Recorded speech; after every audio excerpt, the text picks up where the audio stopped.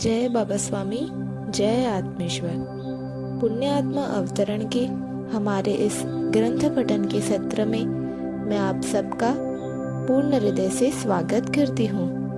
ग्रंथ पठन की शुरुआत हम गुरु आह्वान से करते हैं।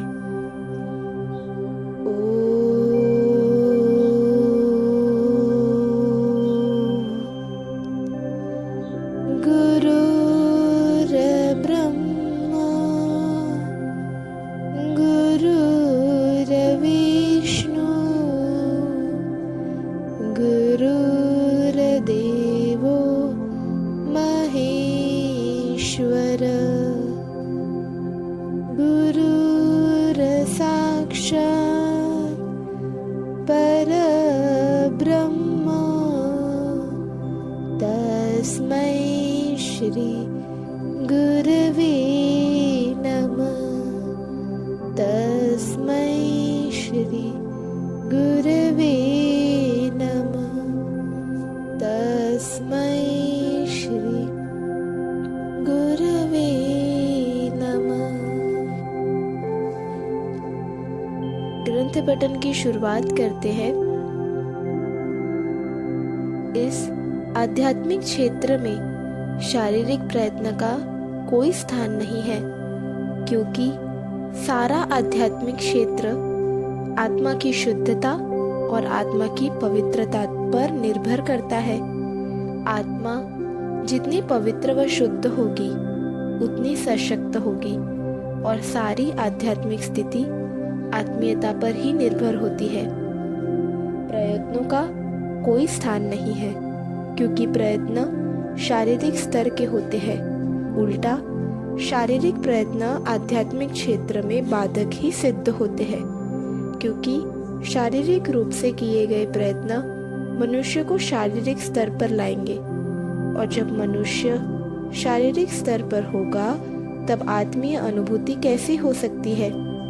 इसीलिए गुरु और शिष्य के आत्मीय संबंधों में शारीरिक स्तर का कोई स्थान नहीं है, क्योंकि आध्यात्मिक स्थिति पाने के लिए भी शारीरिक स्तर पर किया गया प्रयत्न मनुष्य में सूक्ष्म अहंकार ही लाएगा, और जब भीतर अहंकार होगा तो मनुष्य में असंतुलन भी होगा, और जब असंतुलन होगा तो मनुष्य आत्मा की कक्षा में जाएगा कैसे। इसीलिए आध्यात्मिक क्षेत्र में प्रगति करने के इच्छुक मनुष्य को यह सदैव याद रखना है कि इसमें शारीरिक प्रयासों का कोई स्थान नहीं होता है। सद्गुरु के प्रति शिष्य का भाव ही शिष्य के पात्र को बड़ा करता है। पात्र से हमारा आशय ग्रहण करने की क्षमता से है। शिष्य में जितना अधिक भाव होगा उतनी ही उस शिष्य की ग्रहण करने की क्षमता होगी, और जितनी क्षमता होगी उतना ही प्राप्त होगा। आज तक किसी को भी उसकी ग्रहण करने की क्षमता से अधिक मिला नहीं है। यानी जितना बड़ा उसका पात्र उतनी ही परमात्मा की कृपा सद्गुरु के माध्यम से उसे प्राप्त होगी। परमात्मा की कृपा कभी भी पात्र से अधिक जमा होकर छलकती नहीं है, क्योंकि वह पात्र के आकार के अनुसार ही प्राप्त होती है। अपने जीवन काल में शिष्य को अपना पात्र बड़ा करके परमात्मा की कृपा की राह देखते बैठना पड़ता है। आई तो आई, नहीं तो नहीं। ऐसा इसीलिए होता है क्योंकि परमात्मा की कृपा प्राकृतिक होती है, उसे प्रयत्न से पाया नहीं जा सकता है। जैसे प्रकृति की वर्षा हो या न हो, जिस प्रकार बरसात प्रकृति पर निर्भर है, ठीक वैसे ही परमात्मा की कृपा न पाई जा सकती है, न खरीदी जा सकती है, और न ही प्रयत्न से प्राप्त की जा सकती है। सारी प्राकृतिक बातें केवल होती है, उनके लिए कोई मनुष्य प्रयत्न कर नहीं सकता है। यह रहस्य मनुष्य को पहले समझना चाहिए। यह रहस्य वही अनुभवी सद्गुरु बता सकता है जिसने यह जाना है।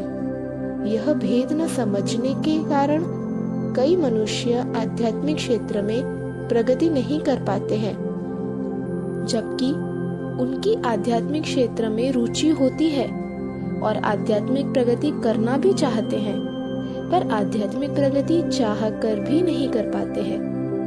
इस क्षेत्र में प्रयत्न की नहीं, भाव की प्रधानता है, क्योंकि इस क्षेत्र में सब कुछ गुरु की कृपा पर ही निर्भर होता है। वह अमृत बरसाए या न बरसाए, वास्तव में यह तो गुरु के हाथ में भी नहीं होता है, क्योंकि बरसात तो परमात्मा की है और सद्गुरु तो केवल माध्यम ही है।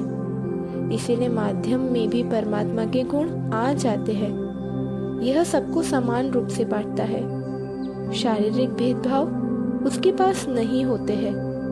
जाति के, धर्म के, भाषा के उसके पास कोई भेदभाव नहीं होते हैं। शिष्य का गुरु के प्रति भाव वास्तव में गुरु के शरीर के प्रति नहीं होता है, क्योंकि शिष्य गुरु को शरीर नहीं, परमात्मा की शक्ति ही मानता है। गुरु के माध्यम से परमात्मा की अनुभूति प्राप्त करता है।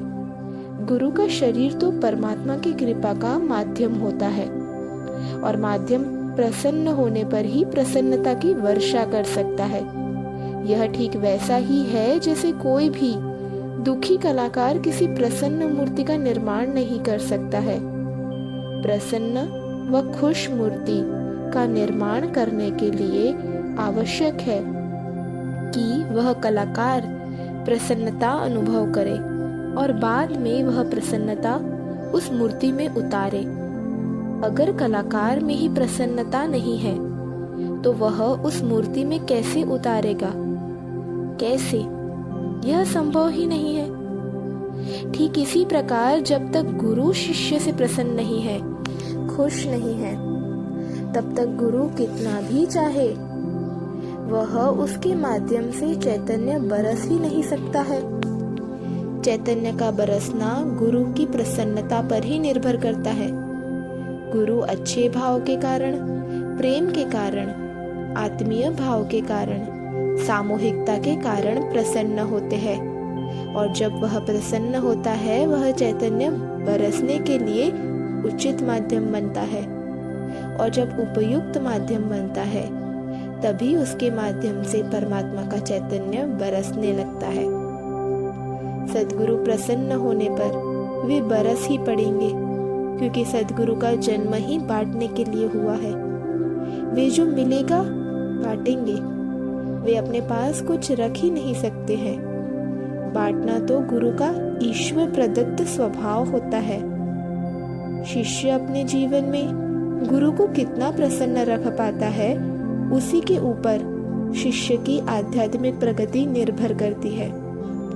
कई बार जब शिष्य शारीरिक स्तर पर होता है, वह गुरु को शारीरिक स्तर पर रहकर भौतिक वस्तुएं भेंट कर गुरु को प्रसन्न करने का प्रयास करता है।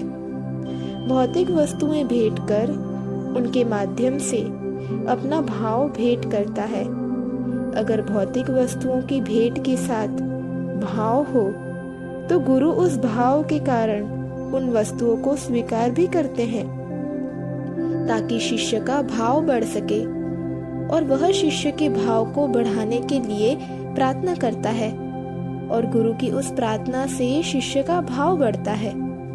भौतिक वस्तु के माध्यम से अभिव्यक्त भाव बीज बन जाता है, और एक दिन शिष्य अपना सर्वस्व समर्पित कर देता है। जब कोई शिष्य अपने पास जो है उसका कुछ भाग समर्पित करता है तो वह समर्पण नहीं, अर्पण कहलाता है, यानी अपने पास कुछ बाकी रखा।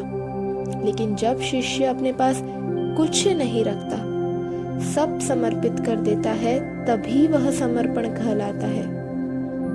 गुरु सदैव शिष्य के अहंकार का समर्पण चाहते हैं, और अहंकार का समर्पण शिष्य के द्वारा सबसे आखिर में होता है। शिष्य अपना सब कुछ समर्पित कर देगा, लेकिन अहंकार को अपने पास ही रखेगा। शिष्य का अहंकार सबसे बाद में समर्पित होता है, और अहंकार समर्पित होने के बाद शिष्य शिष्य नहीं रहता, गुरु हो जाता है, क्योंकि शिष्य का अपना कोई अलग अस्तित्व ही नहीं रहता है। यह क्षण शिष्य के जीवन में जितना जल्दी आए उतना अच्छा है, क्योंकि इस क्षण के बाद ही शिष्य की मोक्ष की यात्रा प्रारंभ होती है। गुरु भी शिष्य के अहंकार के समर्पित होने का केवल इंतजार कर सकते हैं, उस शिष्य के लिए प्रार्थना कर सकते हैं, पर वे खींचकर ले नहीं सकते, खींचकर ग्रहण नहीं कर सकते, क्योंकि अहंकार एक निजी मामला होता है। यह प्रत्येक को स्वयं होकर ही समर्पित करना होता है, कोई किसी को समर्पित करा नहीं सकता है। अपने अहंकार का समर्पण करना उस शिष्य की आत्मा की अति शुद्धता के बाद ही संभव हो पाता है। यह नियमित सानिध्य से धीरे धीरे होता है। कई बार कोई घटना माध्यम हो जाती है और अहंकार समर्पित हो जाता है, पर यह घटना है। यह घटना बिना पूर्व कर्म के नहीं घट सकती है। यह एक घटना ही शिष्य को गुरु बना देती है। प्रत्येक गुरु का अंतिम लक्ष्य शिष्य की आत्मा को जगाना होता है, और गुरु चाहते हैं कि शिष्य की आत्मा जागृत हो और वह आत्मा इतनी सशक्त हो कि वह आत्मा ही शिष्य की गुरु हो जाए। यह हो जाना तभी संभव होता है जब अहंकार का संपूर्ण समर्पण भी शिष्य कर देता है। मानव समाज में आए प्रत्येक गुरु को एक ही अनुभव हुआ है कि मनुष्य अपनी समस्याओं के कारण और अपने जीवन के आए संकट के कारण गुरु की शरण में आता है, और गुरु जानते हैं कि यह संकट तो निमित्त है, उसे उसके पास लाने के लिए वास्तव में शिष्य के आत्म उत्थान का ही समय आ गया है। फिर गुरु के सानिध्य में शिष्य का चित्त समस्या से हटकर कब परमात्मा की ओर चला जाता है, यह शिष्य को पता नहीं चलता है।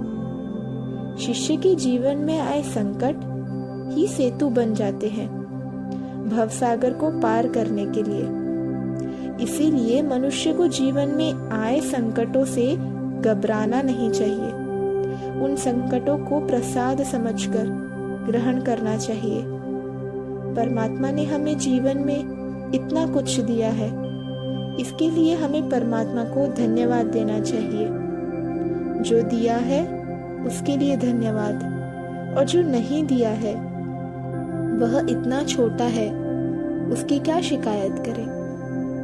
कई बार जीवन में आए संकट ही मनुष्य को अहंकार रहित करते हैं।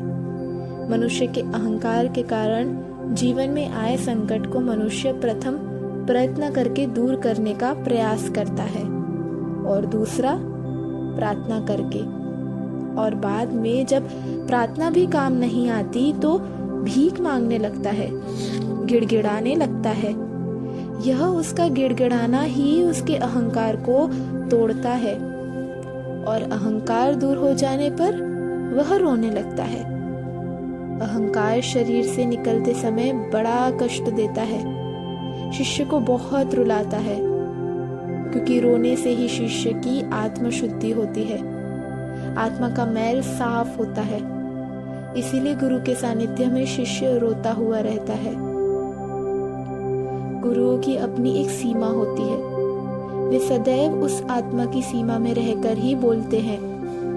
उनकी बात समझने के लिए शिष्य को उस आत्मा के स्तर पर जाना होता है। कई बार गुरु शिष्य से उसका सिर मांगते हैं, और इस समय सिर का अर्थ शरीर का सिर नहीं, अहंकार रूपी सिर होता है।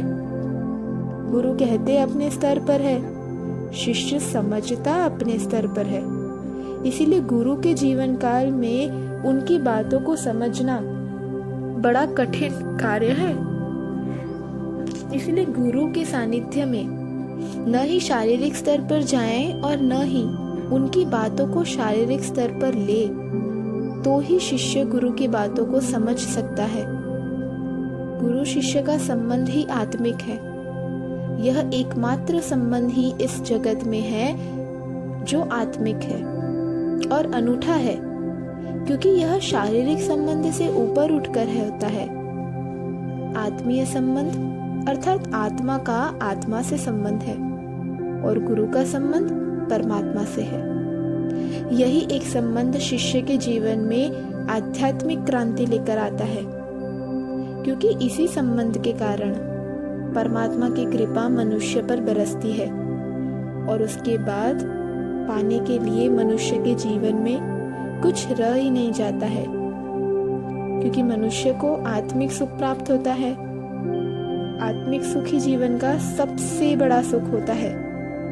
जीवन में सुख और दुख दोनों आते हैं, क्योंकि मन जीवन की दशा है, जिस दशा में मनुष्य सुख और दुख दोनों का अनुभव कर सकता है। क्योंकि इस दशा में रहते हुए मनुष्य जीवन में कभी सुख का अनुभव करता है तो कभी दुख का अनुभव करता है।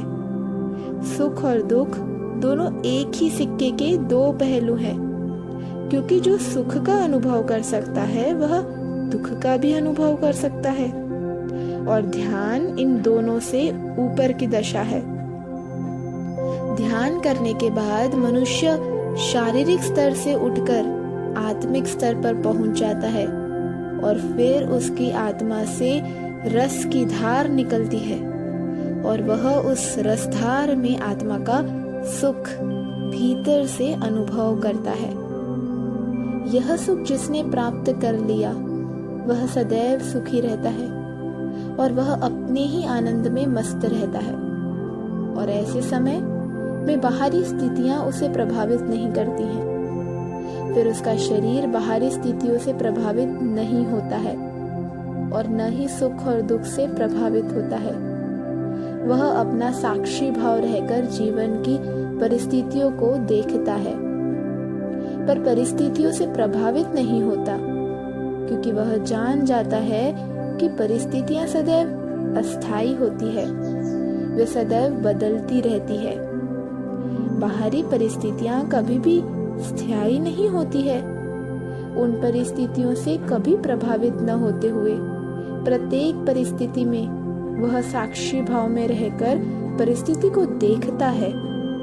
वह परिस्थिति में नहीं रहता है और उस परिस्थिति में न रहने के कारण वह उस परिस्थिति से प्रभावित नहीं होता है, और साक्षी भाव सदैव बना रहने के कारण परमात्मा के सब खेल है ऐसा सोचकर रहता है, और साक्षी भाव होने के कारण परमात्मा की शक्ति से सदैव जुड़ा होता है और आत्मा के सुख का आनंद अनुभूति के रूप में प्राप्त करता रहता है। एक बार यह करना आ गया तो फिर बाहरी परिस्थिति कैसे भी हो वह मनुष्य सदैव सुखी ही रहता है। आत्मा सुखी शाश्वत सुख होता है, वह सदैव होता ही है, क्योंकि यह सुख भीतर से प्राप्त होता ही रहता है। आज मैं नतमस्तक हो गया कि गुरुदेव ने आज मुझे जीवन के आत्म सुख के रहस्य को समझाया था। फिर एक बार मैंने मन ही मन गुरुदेव का आभार माना कि वह ज्ञान जो आज उन्होंने अपने सानिध्य में दिया था मैंने कई बार अनुभव किया था। गुरुदेव जब दिखते नहीं थे, पास नहीं होते थे, तब वे अनुभव बहुत होते थे।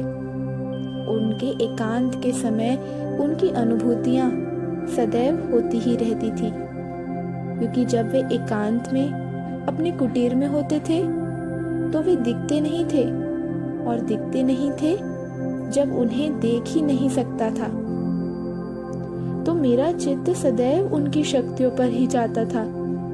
क्योंकि शरीर दिखता ही नहीं था तो चित्त का उनके शरीर पर जाने का प्रश्न ही नहीं होता था।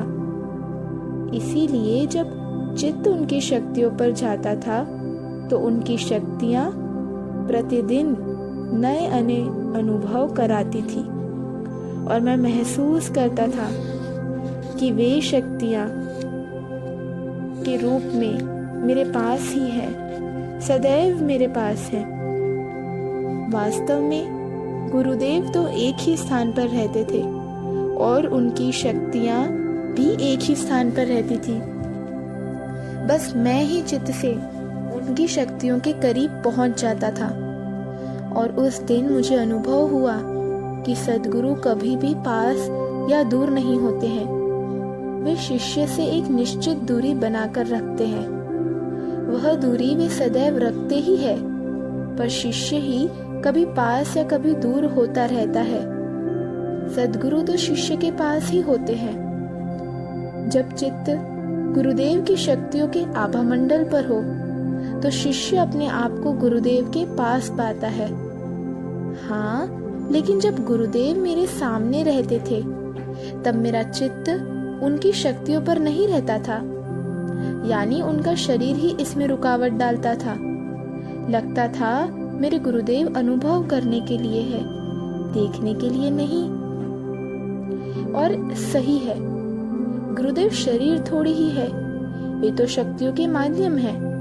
और शक्तियां सदैव देखने के लिए नहीं, आंख बंद करके अनुभव करने के लिए होती है। जिस प्रकार से किसी पुस्तक को अगर स्पर्श करना हो तो बात अलग है, पर अगर किसी पुस्तक को पढ़ना हो, पुस्तक आंखों से चिपकाकर नहीं पढ़ी जा सकती है। हमें अपनी आंखों से 1-2 फीट दूर रखकर ही पढ़नी होगी। अगर हम अपनी आंखों से ही पुस्तक लगा ले तो पुस्तक का स्पर्श अनुभव कर सकते हैं, पर पढ़ नहीं सकते हैं। और पुस्तक सदैव पढ़ने के लिए होती है, स्पर्श करने के लिए नहीं। ठीक उसी प्रकार मुझे लगा था कि उन्हें दूर से ही अनुभव करना चाहिए, लेकिन बड़े अभ्यास के बाद यह समझ सका था, गुरुदेव कोई शरीर थोड़ी ही है या सामान्य मनुष्य थोड़ी ही है जो उन्हें देखा जाना चाहिए। मेरे गुरुदेव शक्तियों के माध्यम हैं, उन्हें तो अनुभव ही करना होगा, और अनुभव करने के बाद ही महसूस करना होगा। मुझे लगा कि जिस प्रकार से गुलाब के फूल के पास से भी हम गुजरे तो भी फूल की सुगंध आ ही जाती है, तो फिर उस फूल को तोड़कर अपने हाथ में लेने की क्या आवश्यकता है? आवश्यकता है हमें उस गुलाब के फूल के पास जाने की। ठीक उसी प्रकार मेरे गुरुदेव मेरे सामने ही हो, यह कोई आवश्यक नहीं है। मेरे लिए तो आवश्यक है मैं अपने चित्त से उनके पास जाऊं, यानी मैं अपना चित्त सदैव उन पर ही रखूं। कभी कभी लगता है कई शिष्य अपने गुरुदेव के शरीर के अति निकट होने के कारण गुरुदेव को अनुभव नहीं कर पाते हैं, क्योंकि पुस्तक जिस प्रकार आंखों से चिपकाकर पढ़ी नहीं जा सकती है, वैसे ही गुरुदेव के शरीर के सानिध्य में अनुभव नहीं किया जा सकता है। और अनुभव करने के लिए तो गुरुदेव से पर्याप्त दूरी बनाना अत्यंत आवश्यक होता है। शिष्य यह बात समझे या न समझे, गुरुदेव तो यह बात जानते ही है। इसीलिए गुरुदेव अपने शिष्य को सदैव दूर ही रखते हैं। मेरा सारा समय इन सब बातों में कब बीत गया पता ही नहीं चला, और अब रात काफी हो गई थी। मैंने सोने का निर्णय किया। कल सुबह उठकर आश्रम की सफाई करने का कार्यक्रम मैंने सोच कर रखा था, इसीलिए सुबह उठना आवश्यक था, और सुबह उठने के लिए जल्दी सोना भी आवश्यक था। फिर मैं कब सो गया पता भी नहीं चला। सुबह सुबह उठा और अपने आश्रम की सफाई के कार्य के लिए जुट पड़ा। पहले जो कुछ लकड़ियां ऊपर से गिरी थी वे हटाई, फिर जो पत्ते सूख कर गिरे थे वे हटाए, और फिर झाड़ू लगाने का कार्य चालू किया। झाड़ू लगाने का कार्य मैं सदैव देर से करता था, ताकि थोड़े उजाले में साफ सफाई अच्छे से हो सके, और उजाला भी हो ही रहा था। सब पक्षी चहचहा रहे थे, वे भी कार्यक्रम बना रहे थे। आज दाना चुगने कहाँ जाना है, मैंने उन्हें व्यवहार से ही यह जान लिया था। कई दिनों से मानव बस्ती से दूर था, और इस जंगल में भी सैकड़ों मीलों तक कोई भी मानव बस्ती नहीं थी, और इसी कारण मुझे विचार भी नहीं आते थे। सदैव निर्विचारिता की शून्य की स्थिति में बनी रहती थी। पर पता नहीं क्यों उस दिन लगा कि गुरुदेव कह रहे हैं, विचार एक छूत की बीमारी है जो एक शरीर से दूसरे शरीर को लगती है, और यह बीमारी दिखती भी नहीं है। प्रत्येक व्यक्ति का एक निजी आभामंडल होता है, लेकिन वह आभामंडल अगर आसपास के सामूहिक वैचारिक प्रदूषण से दूषित हो जाए तो हमारे उस दूषित हुए आभामंडल के कारण हमें विचार आते हैं, और हमारे आसपास जो लोग रहते हैं हम उनके विचारों से प्रभावित हो जाते हैं, क्योंकि प्रत्येक मनुष्य अपने विचारों से हवा में एक प्रकार का प्रदूषण करता है, और जब एक ही प्रकार का प्रदूषण वातावरण में हो तो हम उस खराब वातावरण से प्रभावित होंगे ही, क्योंकि भीड़ में हमारा अस्तित्व छोटा हो जाता है और भीड़ का बड़ा। भीड़ भरे स्थान में हम अपना अस्तित्व ही खो बैठते हैं। फिर हम ही अपने आप को जान नहीं पाते हैं कि हम स्वयं क्या है। जो आसपास का समूह सोचता है वैसा हम भी सोचते हैं। हमारी सोच उनसे अलग नहीं होती है। जो भीड़ सोचती है वैसा ही हम भी सोचते हैं। यह सब इसीलिए होता है क्योंकि हमारे आभामंडल पर अन्य मनुष्य के आभामंडल का प्रभाव पड़ता है, और उस प्रभाव में स्वयं का निजी प्रभाव ही समाप्त हो जाता है। इसीलिए हमारे यहाँ अच्छी संगत का बड़ा महत्व बताया गया है।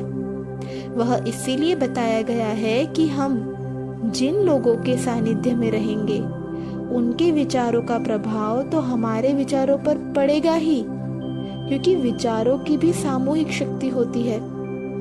जो लोग सोचते हैं वह हम सोचते हैं। इसीलिए किसी स्थान विशेष में हम पाते हैं सभी लोग एक जैसे ही विचार रखते हैं। कोई विचार बार बार सुनने पर वे उस व्यक्ति के भीतर समा जाते हैं। इसीलिए मनुष्य के जीवन में सफलता या असफलता मिलना बहुत सा इन विचारों के कारण भी होता है, क्योंकि अच्छे विचार करेगा तभी तो अच्छे कर्म करेगा, और अच्छे कर्म करेगा तभी तो अपने जीवन में सफल होगा। वास्तव में अति विचार करना या निरर्थक विचार करना या नकारात्मक विचार करना, ये सब विचारों की बीमारियां हैं। वे मनुष्य को इन विशिष्ट विचारों की संगत से लगती है। वास्तव में प्रत्येक विचार मनुष्य की ऊर्जा को कम करता है। मनुष्य अपने जीवन में सबसे अधिक ऊर्जा इन विचारों पर ही खर्च करता है, और इस बात का मनुष्य को पता भी नहीं चलता है। अपनी शक्ति, अपनी ऊर्जा नष्ट न हो, इसीलिए ऋषि मुनि जंगलों में जाकर ध्यान साधना करते हैं। मनुष्य के विचार ही अप्राकृतिक हैं, इसीलिए जब भी वह प्रकृति की गोद में जाएगा उसके विचार समाप्त हो जाएंगे। इसीलिए अपने स्वयं के क्या विचार है यह मनुष्य को प्रकृति की गोद में जाकर ही पता चलता है। वास्तव में तो प्रकृति की गोद में विचार कम होते हैं और धीरे धीरे समाप्त हो ही जाते हैं। जय बाबा स्वामी, जय आत्मेश्वर। अब हम सब मिलकर कुछ देर ध्यान में जाएंगे।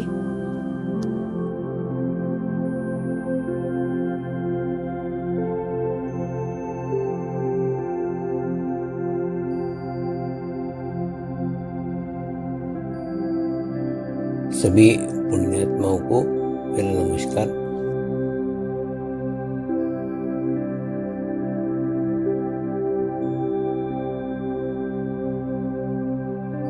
गुरुर्ब्रह्मा गुरुर्विष्णु गुरुर्देवो महेश्वरा, गुरु साक्षात् परब्रह्म तस्मै श्री गुरुवे नमः।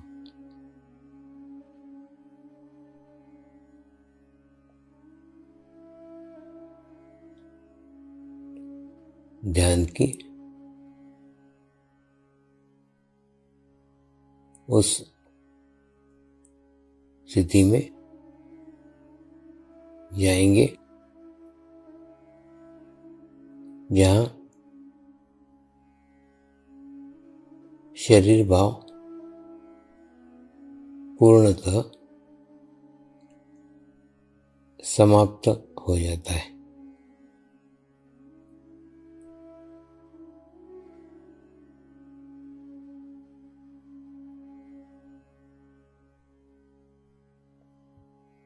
अपने पूरे शरीर को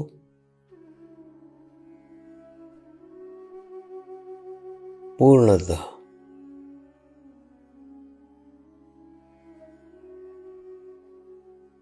शिथिल छोड़ देंगे, एकदम रिलैक्स हो जाइए।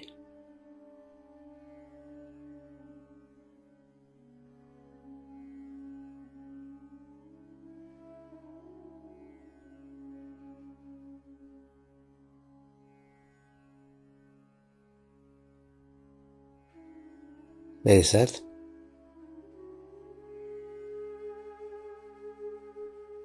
मंत्र का उच्चारण करेंगे। मैं एक पवित्र आत्मा हूँ।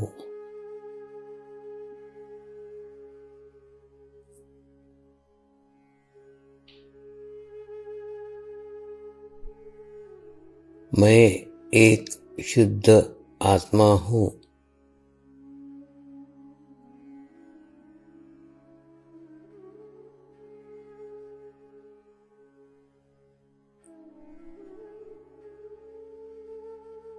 मैं एक पवित्र आत्मा हूँ।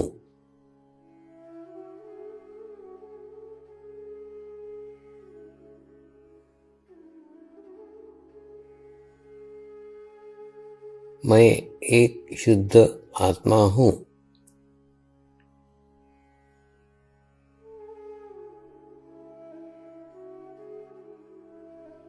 मैं एक पवित्र आत्मा हूँ।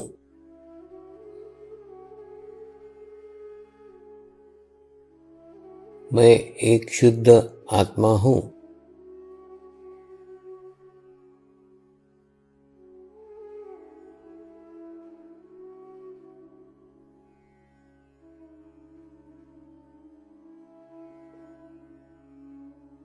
अभी इसी आत्मा भाव को बनाए रखते हुए गुरु मंत्र का उच्चारण करेंगे।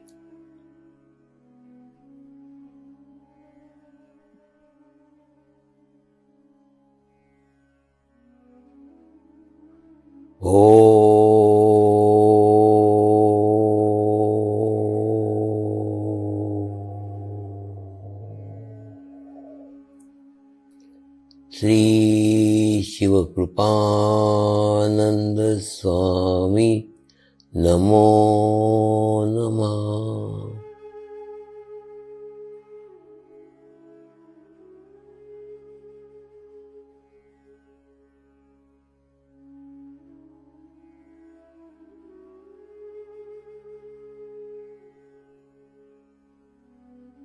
ओम श्री शिवकृपानंद स्वामी नमो नमः।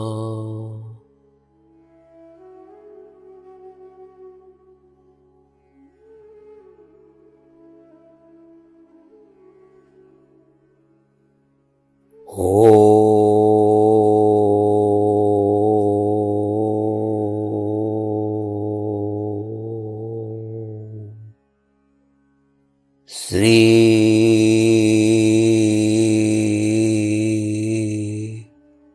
शिवकृपानंद स्वामी नमो नमः।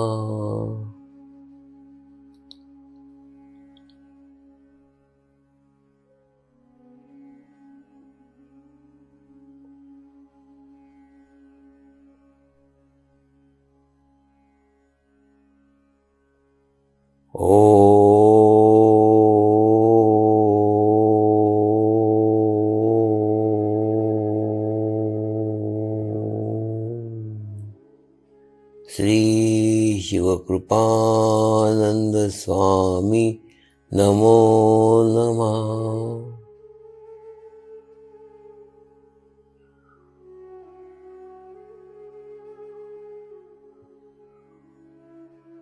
ओम श्री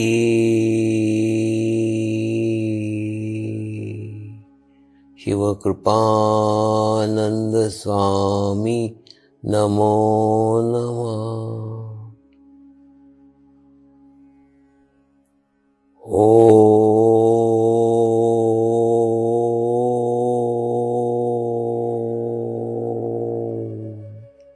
श्री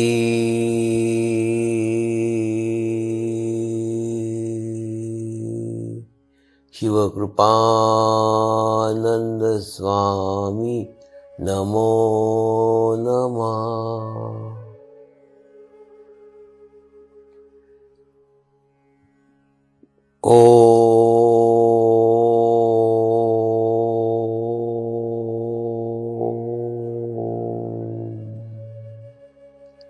श्री शिवकृपानंद स्वामी नमो नमः।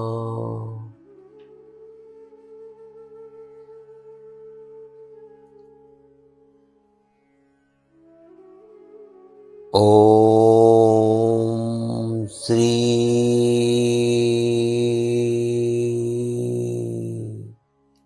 शिवकृपानंद स्वामी नमो नमः।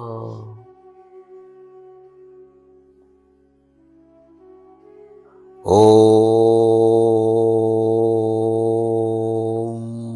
श्री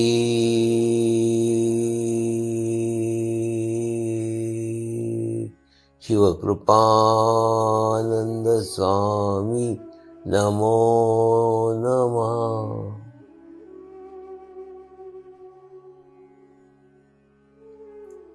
अब आप अपना चित्त सहस्त्रार पर रख के थोड़ी देर के लिए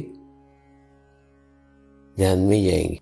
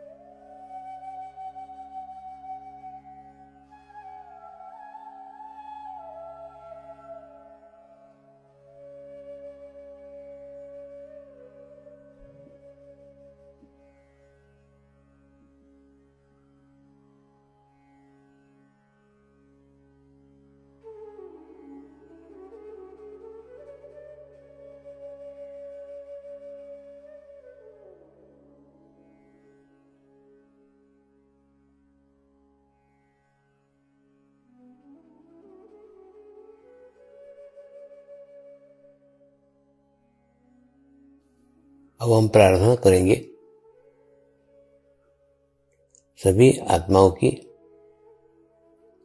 आत्म उन्नति हो, आध्यात्मिक प्रगति हो। यही हमारी प्रभु से प्रार्थना है। नमस्कार। जय आत्मेश्वर।